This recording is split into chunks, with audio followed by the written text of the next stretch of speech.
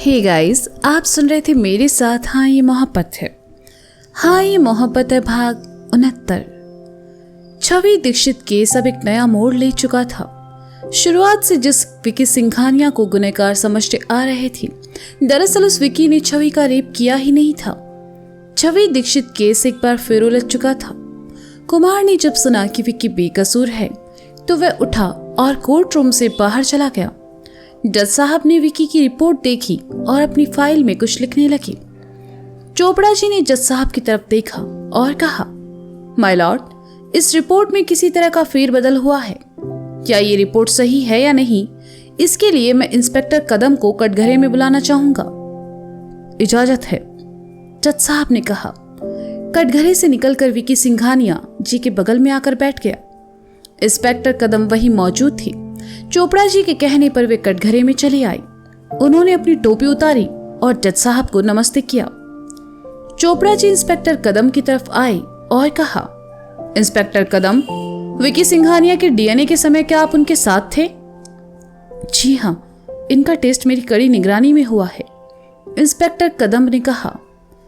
विकी की तरफ से या डॉक्टर की तरफ से इस रिपोर्ट में किसी तरह की कोई गड़बड़ी करने के चांस थे?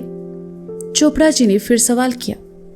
नहीं, ऐसा मुमकिन ही नहीं है, क्योंकि यह सब मेरी निगरानी में हुआ था, इंस्पेक्टर कदम ने कहा। थैंक यू इंस्पेक्टर, आप जा सकते हैं, चोपड़ा जी ने कहा और जज साहब की तरफ पलटकर आगे कहने लगे। माय लॉर्ड, जैसा कि इंस्पेक्टर कदम ने अदालत को बताया कि ये सब टेस्ट उनकी कड़ी निगरानी में हुए हैं और आपके सामने पड़ी विकी सिंघानिया की ये रिपोर्ट भी सच है, जिससे ये साबित होता है कि विकी सिंघानिया इनोसेंट है। लेकिन अपने साथी वकील की तसल्ली के लिए मैं सिटी हॉस्पिटल के डॉक्टर को भी यहां बुलाना चाहूंगा, जिन्होंने ये टेस्ट किया है।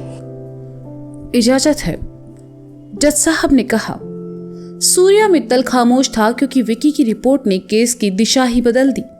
वे अपनी कुर्सी पर बैठे खामोशी से सब देख रहे थे। तभी उनके असिस्टेंट ने छवि मित्तल केस की एक फाइल लाकर उनके सामने रखी और वहां से चला गया। सूर्या इतना परेशान और उलझन में था कि उसने उस फाइल को खोलकर भी नहीं देखा। उसका पूरा ध्यान चोपड़ा जी पर था। चोपड़ा जी ने सिटी हॉस्पिटल के डॉक्टर को कटघरे में बुलाया। उन्होंने भी वही बात कही जो इंस्पेक्टर कदम ने कही, जिससे यह साबित हो चुका था कि विकी सिंघानिया बेकसूर है। सारी बातें सुनने के बाद जज साहब ने कहा, दोनों तरफ की दलीलें सुनने के बाद इस अदालत में यह साबित हो चुका है कि छवि दीक्षित रेप केस में रॉबिन और विकी दोनों ही बेकसूर है। लिहाजा ये अदालत विकी सिंघानिया पर लगे सभी इल्जामों को खारिज करती है। जज साहब की बात सुनकर सिंघानिया जी और चोपड़ा जी की जान में जान आई। विकी ने सुना तो आंखों में आई नमी को छुपाते हुए अपनी गर्दन झुका ली। कोई भी फैसला सुनाने से पहले ये अदालत छवि दीक्षित को एक मौका देती है, जिससे वो अपनी सफाई में कुछ कह सके। जज साहब ने आगे कहा। सूर्या ने सुना तो उन्होंने छवि से आगे आने को कहा। कमल जी और माधवी जी ने भी छवि को जाने को कहा। छवि ने अपने आंसू पोंछे और उठकर कटघरे में चली आई। छवि कटघरे में खड़ी थी, लेकिन सूर्या और चोपड़ा जी दोनों ही उससे किसी तरह के सवाल करने नहीं आए। जज साहब ने छवि को बोलने का मौका दिया, इसलिए दोनों ही बीच में आना नहीं चाहते थे। कोर्ट ने विकी को बेकसूर मान लिया है। ये सुनकर चित्रा वहां से चली गई। उसके हिसाब से छवि के साथ एक बार फिर अन्याय हुआ था। सचिन चित्रा के पीछे पीछे चला गया। कटघरे में खड़ी छवि खामोशी से जमीन को देख रही थी। जज साहब ने छवि को खामोश देखा तो कहा, मिस छवि, आप बेखौफ होकर अपनी बात रख सकती है। कानून को आपसे पूरी हमदर्दी है। जज साहब के मुंह से हमदर्दी शब्द सुनकर छवि मुस्कुराई और उनकी तरफ देखकर कहा, कानून की इस हमदर्दी का मैं क्या करूंगी जज साहब? मेरी नजर में जो लोग गुनहगार थे उन्हें तो कानून ने क्लीन चिट दे दिया, लेकिन आपके कानून की तरफ से मुझे तो इंसाफ मिला ही नहीं। मुझे तो आपके कानून से सिर्फ हमदर्दी मिली। अब तक मुझे भी लगता था कि मेरी हालत का जिम्मेदार वहां बैठा वो शख्स है, लेकिन आज आपके कानून ने उसे भी बेगुनाह साबित कर दिया।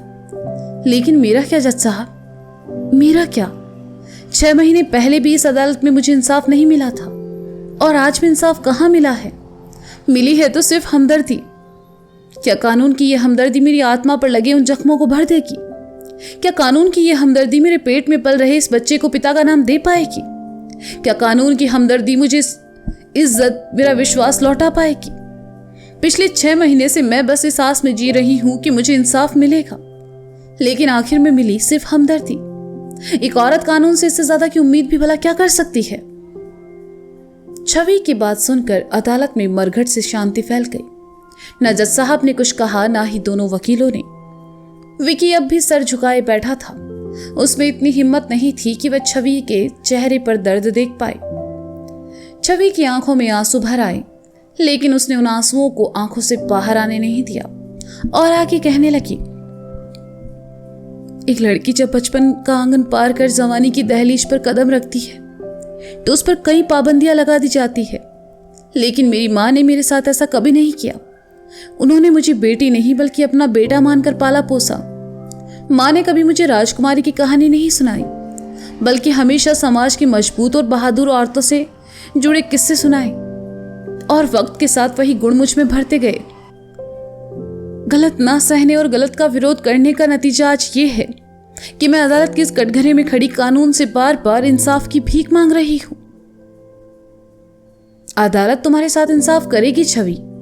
छवि की दलील से भावुक होकर जज साहब ने कहा।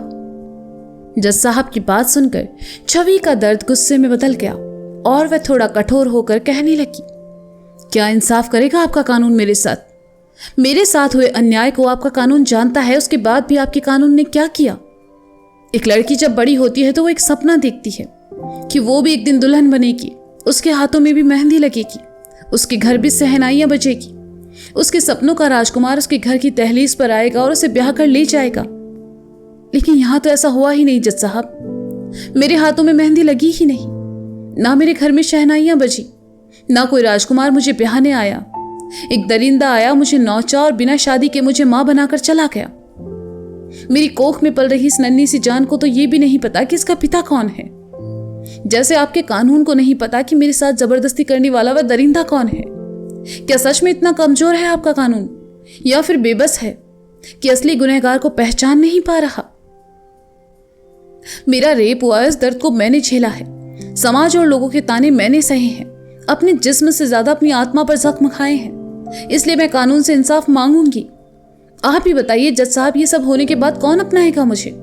कौन लड़का होगा जो समाज के सामने मुझसे शादी करेगा, मुझे अपनी पत्नी का दर्जा देगा? मेरी जिंदगी तो बर्बाद हो गई ना जज साहब। इसके बाद मैं क्या करूंगी? क्या मैं जिंदगी भर नहीं जान पाऊंगी मेरे साथ जो हुआ वो किसने किया? क्या वो गुनहगार समाज और लोगों के बीच खुलेआम ऐसे ही घूमता रहेगा? क्या मेरे घर कभी शहनाई नहीं बजेगी जज साहब? क्या मैं कभी किसी की पत्नी नहीं बनूंगी? कहते कहते छवि रो पड़ी और रोते रोते कटघरे में घुटनों के बल आ बैठी। छवि के साथ जो हुआ वो काफी तकलीफदेह था। जज साहब के साथ साथ वहां मौजूद हर कोई महसूस कर रहा था। विकी ने सुना तो उसके मन में एक टीस उठी। उसने सर उठाकर छवि को देखा। उसका दिल किया बिना किसी के परवाह किए अभी उठकर छवि के पास जाए और उसे अपने सीने से लगा ले, लेकिन विकी ऐसा नहीं कर पाया। उसके पैर जड़ हो चुके थे, वह वहां से हिल भी नहीं पाया।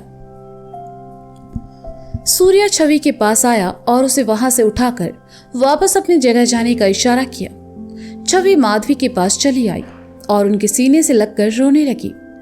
छवि का बयान सुनने के बाद जज साहब अपनी फाइल में कुछ लिखने लगे। चोपड़ा जी अपनी जीत पर खुशी मना रहे थे। वहीं सूर्या का चेहरा उतरा हुआ था। अचानक उसकी नजर सामने पड़ी फाइल पर गई। सूर्या ने फाइल को खोला। उसमें फिर एक चिट रखी थी। सूर्या ने उसे पढ़ा। उम्मीद की एक किरण उसके चेहरे पर आई और आंखें चमक उठी। जज साहब ने जैसे ही फैसला सुनाना चाहा, सूर्या ने उठते हुए कहा, माय लॉर्ड, अदालत अपना फैसला सुनाए इससे पहले मैं कुछ कहना चाहता हूं। इजाजत है, जज साहब ने कहा। थैंक यू माय लॉर्ड, कहकर सूर्या आगे चला आया। बहुत मेहनत के बाद ये केस चोपड़ा जी के हक में आया था, लेकिन सूर्या ने फिर टांग अड़ा दी। ये देखकर उन्होंने सिंघानिया जी से कहा, ये सूर्या हर बार लास्ट मोमेंट पर कुछ ऐसा करता है कि केस फिर अटक जाता है। लेकिन आप चिंता मत कीजिए, विकी पर लगे इल्जाम खारिज हो चुके हैं। अब ये सूर्या और कानून इसका कुछ नहीं बिगाड़ सकता। Thank you Chopra. सिंघानिया जी ने चोपड़ा जी के कंधे पर हाथ रखते हुए कहा। मिस्टर सूर्या, आप अदालत से क्या कहना चाहते हैं? जज साहब ने कहा तो चोपड़ा जी की तंद्रा टूटी और वे सामने देखने लगे। सूर्या ने पलटकर छवि को देखा और कहने लगा, माय लॉर्ड, विकी सिंघानिया और रॉबिन बेकसूर है और मैं खुश हूं कि किसी बेगुनाह को सजा होने से बच गई। लेकिन सब में छवि का क्या कसूर है? उसे तो वास्तव में इंसाफ मिला ही नहीं। मैं जानता हूं कि ये मेरे लिए बहुत मुश्किल होने वाला है, लेकिन छवि के लिए मैं एक बार फिर कोशिश करना चाहता हूं माय लॉर्ड। अदालत कोई फैसला सुनाए उससे पहले मैं चाहूंगा कि अदालत मुझे छवि के असली गुनहगार को सामने लाने के लिए कुछ वक्त की मोहलत दे। मैं पूरी कोशिश करूंगा कि गुनहगार को कानून के सामने ला सकूं और इसके लिए मुझे चोपड़ा जी के साथ की जरूरत पड़ेगी। सूर्या ने जैसे ही कहा, जज साहब हैरानी से सूर्या को देखने लगे। खुद चोपड़ा साहब भी हैरान थे। आपको चोपड़ा जी का साथ क्यों चाहिए? जज साहब ने कहा। सूर्या हल्का सा मुस्कुराया और कहा, माय लॉर्ड, जब विकी सिंघानिया को बचाने के लिए चोपड़ा साहब इतना गहराई से छानबीन कर सकते हैं तो छवि दीक्षित के रेपिस्ट को ढूंढने में भी मेरी मदद कर ही सकते हैं। वैसे भी इनके क्लाइंट को तो क्लीन चिट मिल चुका है और कोर्ट की अगली सुनवाई तक ये फ्री भी है, तो क्यों ना मेरे साथ मिलकर इस केस को सुलझाएं और मेरी मदद करें। कहते हुए सूर्या ने चोपड़ा जी की तरफ देखा और धीरे से अपनी बाईं आंख दबा दी। चोपड़ा जी बेचारे कुछ बोल नहीं पाए, क्योंकि अगर वो मना करते तो वो कानून की नजर में गलत और हाँ करते हैं तो अपने ही विरोधी वकील की जीत के भागीदार। चोपड़ा जी बुरे फंस चुके थे। जज साहब भी सूर्या की बात से सहमत थे, साथ ही छवि की बातों ने भी उन पर गहरा प्रभाव छोड़ा था। उन्होंने छवि दीक्षित केस के फैसले को पेंडिंग में रखते हुए कहा, सारे सबूतों और बयानों को मद्देनजर रखते हुए ये अदालत विकी सिंघानिया और रॉबिन पर लगे सभी इल्जाम खारिज करती है। छवि दीक्षित के साथ जो हुआ बुरा हुआ। कानून छवि दीक्षित के साथ है और असली गुनहगार के सामने न आने तक इस फैसले को पेंडिंग रखती है। साथ ही अदालत मिस्टर सूर्या मित्तल को 3 दिन की मोहलत देती है ताकि वे असली गुनहगार का पता लगाकर उसे अदालत में पेश कर सके। इसके लिए मिस्टर चोपड़ा और इंस्पेक्टर कदम को मिस्टर सूर्या की पूरी मदद करने का आदेश देती है। The court is injured. कहकर जज साहब ने आज की सुनवाई खत्म की और वहां से उठकर चले गए। विकी बचाने के बाद चोपड़ा जी का मुंह उतर गया। वे बिना किसी से बात किए वहां से निकल गए। सिंघानिया जी खुश थे कि विकी बच गया और उनका वफादार नौकर भी। लेकिन सिंघानिया जी ने जैसे ही रॉबिन से बात करने की कोशिश की, रॉबिन वहां से चला गया। इन सब से अलग सूर्या अपनी कुर्सी पर आ बैठा और आंखें बंद कर कुछ देर के लिए अपना सर पीछे झुका लिया। सूर्या ने हारते हारते इस केस में फिर से जान डाल दी। ये सूर्या का कोई प्लान था या फिर फाइल में रखे उस कागज का कमाल, ये तो बस वही जानता था। तो दोस्तों, क्या लगता है आपको? क्या चोपड़ा जी करेंगे सूर्या की मदद? क्या कोर्ट जान पाएगा असली गुनहगार के बारे में? आखिर कौन है जो कर रहा है सूर्या की मदद? आई नो आपके पास एक ही जवाब है और वो है अक्षत व्यास, लेकिन असलियत क्या है ये तो आपको आगे ही जानने को मिलेगा। तो मिलते हैं जल्द ही अगले भाग के साथ। तब तक के लिए शुक्रिया, बाय बाय।